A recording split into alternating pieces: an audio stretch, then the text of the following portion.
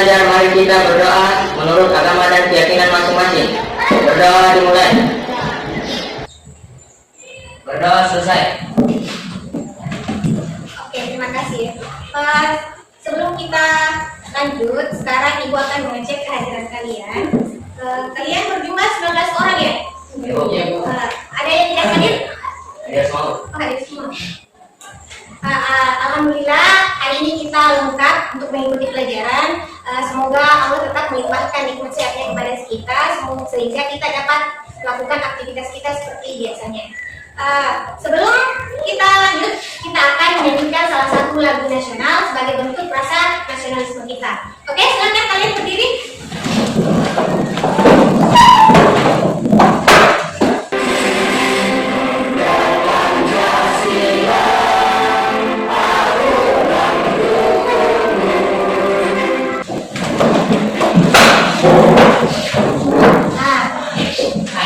Pertemuan sebelumnya kita sudah membahas tentang pengertian dan unsur-unsur berita. Masih ingat pengertian teks berita? Oke. Teks berita adalah teks yang berisi informasi mengenai suatu peristiwa atau kejadian yang aktual. Adapun unsur berita ada berapa? Nah, apa yang pertama? Apa? Gimana?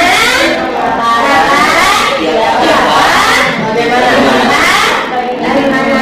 Oke, ini unsur-unsur berita biasa disingkat menjadi AICIBA, atau dalam bahasa Inggris polanya 5W tambah 1H. Oke, untuk pembelajaran hari ini kita akan membahas tentang struktur teks berita dan kaidah kebahasaan berita. Materi nanti ini akan membantu kalian menyelesaikan masalah-masalah yang akan kalian temui dalam proses pembelajaran. Sebelumnya, di sini sudah ada kompetensi dasar dan indikator pencapaian kompetensi. Adapun tujuan pembelajaran kita hari ini yaitu ada dua. Yang pertama, setelah mengamati PPT interaktif, peserta didik dapat menguraikan struktur teks berita dengan tepat. Terus yang kedua, setelah menelaah struktur teks berita melalui model PPL, peserta didik dapat menelaah kebahasaan teks berita dengan penuh tanggung jawab.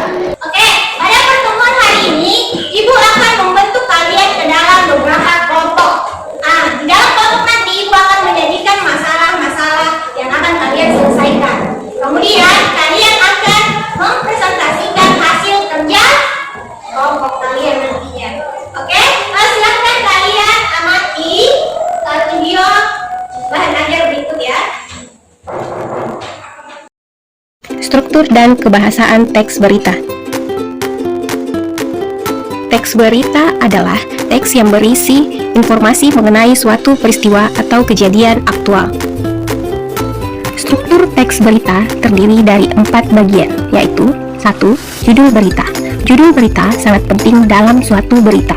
Pasalnya, judul berita berperan sebagai pemikat pembaca untuk membaca isi berita tersebut. 2. Kepala berita.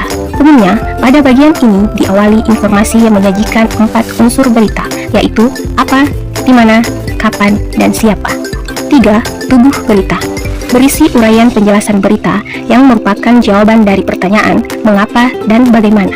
Bagian ini umumnya memuat latar belakang atau alasan suatu peristiwa bisa terjadi. 4. Ekor berita. Berisi informasi yang bersifat tambahan. Apabila bagian ini dihilangkan, tidak akan berpengaruh terhadap pokok berita. Susunan informasi di dalam suatu pemberitaan tersaji dalam pola piramida terbalik. Bagian awal merupakan bagian pokok dan semakin ke bawah berita itu merupakan perincian-perinciannya yang sifatnya cenderung tidak penting. Pola piramida terbalik dapat kalian lihat pada gambar berikut. Yang pertama, judul berita, kedua, kepala berita, 3. Tubuh berita, 4. Ekor berita. Kaidah kebahasaan teks berita. Yang pertama, bahasa baku. Hal ini untuk menjembatani pemahaman banyak kalangan. Bahasa standar lebih mudah dipahami oleh umum. 2. Kalimat langsung. Kalimat langsung ditandai oleh 2 tanda petik ganda dan disertai keterangan penyertanya. Hal itu berkaitan dengan pengutipan pernyataan-pernyataan yang digunakan oleh narasumber berita. 3. Konjungsi bahwa. Penggunaan konjungsi bahwa yang berfungsi sebagai penerang kata yang diikutinya. Hal itu terkait dengan perubahan bentuk kalimat langsung menjadi kalimat tidak langsung. 4. Kata kerja mental. Penggunaan kata kerja mental yang terkait dengan kegiatan dari hasil pemikiran seperti membayangkan, berasumsi, berpraduga, berkesimpulan, mengatakan, menyebutkan, menjelaskan, menyatakan, dan sebagainya. 5. Keterangan waktu dan tempat. Penggunaan fungsi keterangan waktu dan tempat sebagai konsekuensi dari perlunya kelengkapan suatu berita yang mencakup unsur kapan dan di mana. Contohnya, pukul 12.15 waktu Indonesia Tengah dan Maluku pagi ini, Ahad 16 Maret. Keenam, konjungsi temporal.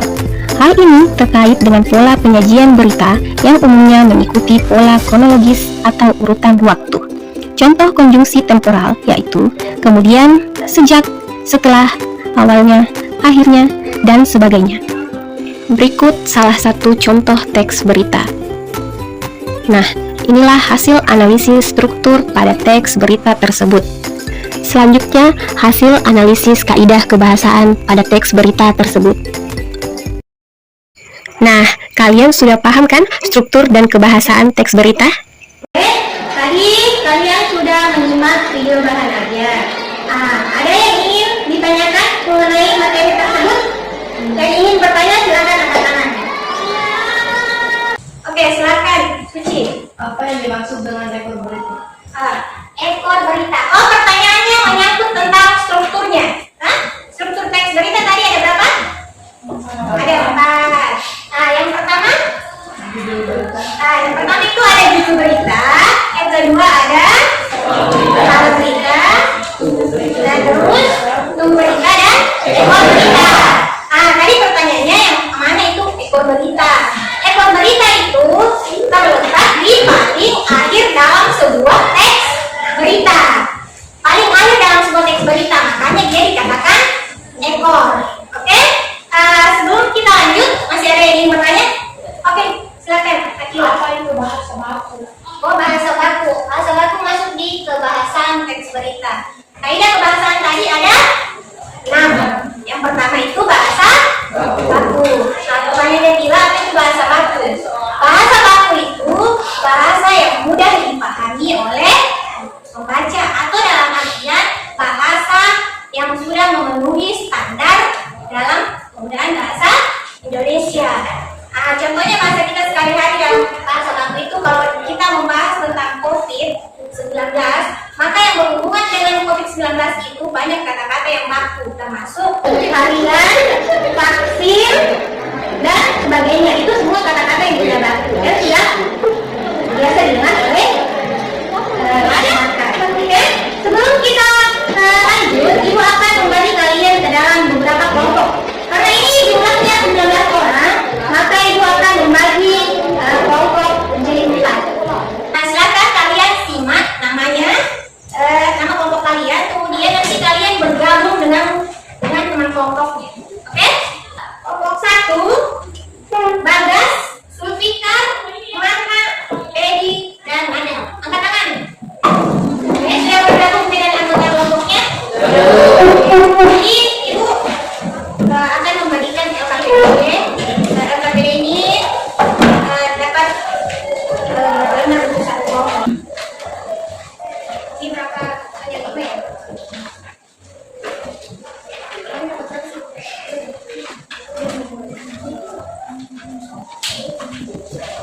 Oke, sudah dapat LKPD-nya?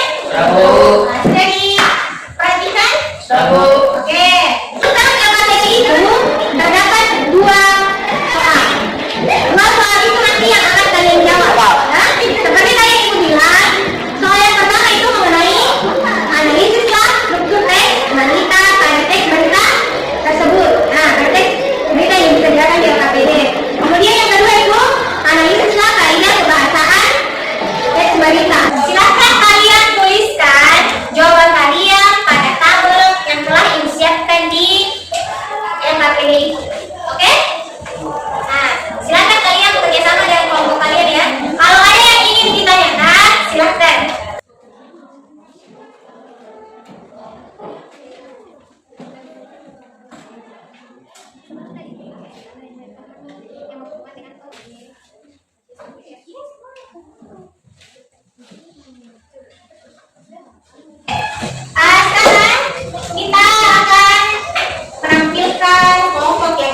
presentasi pertama. Kelompok yang ingin tampil pertama silahkan angkat tangan. Oke, silahkan Kila. Saya perwakilan dari kelompok 2 ingin memaparkan hasil diskusi dari kelompok kami. Pertama, struktur teks berita. Pertama, judul berita. Jokowi cabut 2078 izin usaha pertambangan. 2. Kaidah kebahasaan teks berita. Pertama, bahasa baku. Presiden Joko Widodo mencabut 2078 izin usaha pertambangan mineral. Terima kasih.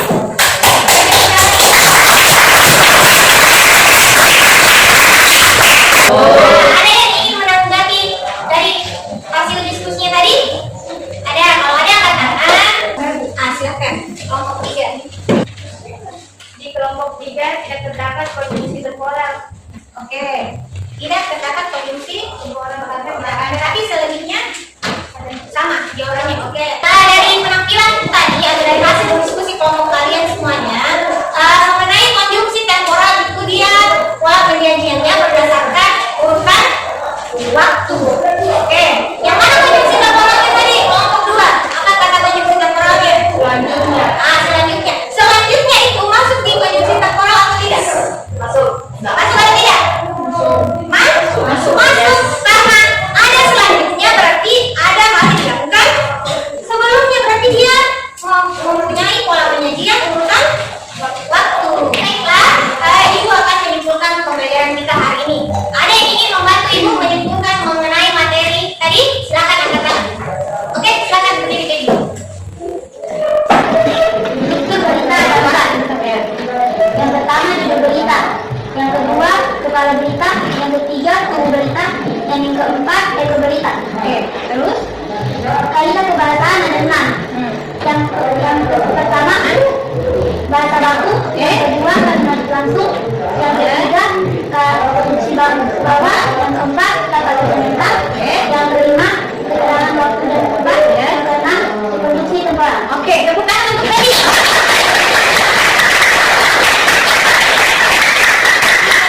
Bagus sekali yang disampaikan Dedi. Nah, struktur ini harus terdapat di dalam teks berita. Kalaupun misalnya ekor berita tidak terdapat di dalam teks berita itu tidak apa-apa. Karena ini ekor dia bisa dihilangkan, bisa juga tidak mempengaruhi isi berita. Yang penting dalam isi berita itu terdapat pola 5W, 1H atau alif. Terus kalau kaidah kebahasaan itu aturan-aturan yang harus yang terdapat di dalam teks berita. Kalau misalnya ada salah satunya yang memang tidak terdapat di dalam teks berita itu, berarti itu tidak apa-apa. Oke? Nah, untuk tugas selanjutnya, silahkan kalian cari teks berita di koran ataupun di internet. Kemudian setelah itu silahkan kalian menganalisis struktur teks berita tersebut dan kaidah kebahasaan teks berita tersebut. Paham tugasnya? Nah, apa yang kalian lakukan tadi sama kalian kerjakan di rumah, cuma bedanya ini kerjanya individu. Oke. Untuk rencana pembelajaran selanjutnya kita akan menulis teks berita. Oke? Nah, sebelum Ibu mengakhiri, silahkan ketua kelas pimpin doa dulu. Mari kita berdoa menurut agama dan keyakinan masing-masing. Berdoa dimulai. Berdoa selesai. Oke. Demikian pembelajaran Ibu hari ini. Semoga apa yang Ibu sampaikan dapat kalian pahami dengan baik. Sampai ketemu lagi di pertemuan selanjutnya. Assalamualaikum warahmatullahi wabarakatuh.